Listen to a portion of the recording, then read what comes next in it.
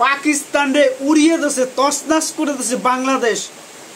যা ইতিহাসে বাংলাদেশের সাথে পাকিস্তানের এমনিও বেশি একটা টেস্ট হয় নাই, 27টা না কয়টা টেস্ট হয়েছে, তার ভিতরে যে বেশি টেস্ট হয় নাই, তারপরও যে খেলাটা দেশে নতুন বাংলাদেশে নতুনভাবে বাংলাদেশ জেগে উঠেছে। জেগে ওঠো বাঙালি, বাংলাদেশ বাংলাদেশ বাংলাদেশ জিন্দাবাদ বাংলাদেশ। নতুন বাংলাদেশে সাকিব আল হাসান ছাড়া এখন কোনো কথা হইতেছে না, বাংলাদেশের ক্রিকেটার ছাড়া কোনো কথা হইতেছে না। যাই হোক, মূল কথায় আসি যে এই পাকিস্তান প্রথম ইনিংসে 448 রানে ডিক্লেয়ার দিয়েছে। বাংলাদেশে কি করবে বাংলাদেশ? সেখান থেকে কি হয়েছে? সেখান থেকে কি হয়েছে? বাংলাদেশে তাগো পেস বোলিং দিয়ে শাহিন শাহ, নাহিম শাহ, করিম শাহ, জগিন শাহ, আব্দুল শাহ, এরা আউলেই লইবে বাংলাদেশ ইসলাম সব ভাঙ্গে লাইবে, এই ভাবছিল গেদুরা, কিন্তু কোনো কিছু কাজ হয় না। গেদুরা সব উড়াই লেছে। মুশফিকের 191 রান করছে, 191 রান করছে।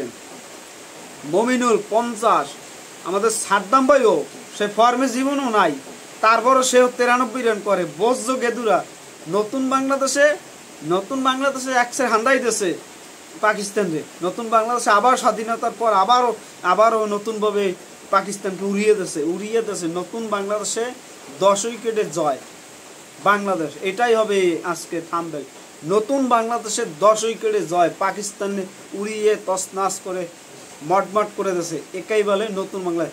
যাই হোক, এখন আসি পারফরমেন্স। যারা বোলিংয়ে কি করছে, বোলিংয়ে সাকিব আল হাসান, তার কথা তুলনা নাই, সে তো নিজেই অনবদ্য। উইকেট বেশি পায় না, 4 উইকেট পাইছে এই টেস্টে।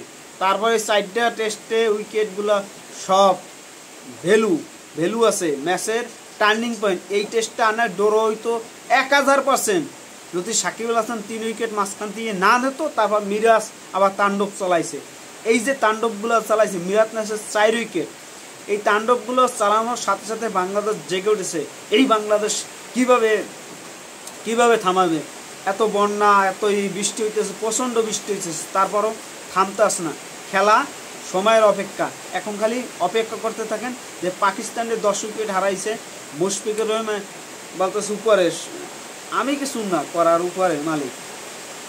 আর এখানে লিটন দাস বলেন, মুশফিকুর রহিমান যে টাকাগুলো পেয়েছে ক্রিকেট ম্যাচ খেলে, সেখান থেকে টাকাগুলো সব বন্যায় যারা তলিয়ে গেছে তাদের উৎসাহ করছে, তাদেরকে দেশে ওখানে ডোনেট করে দেশে যত টাকা পাবে।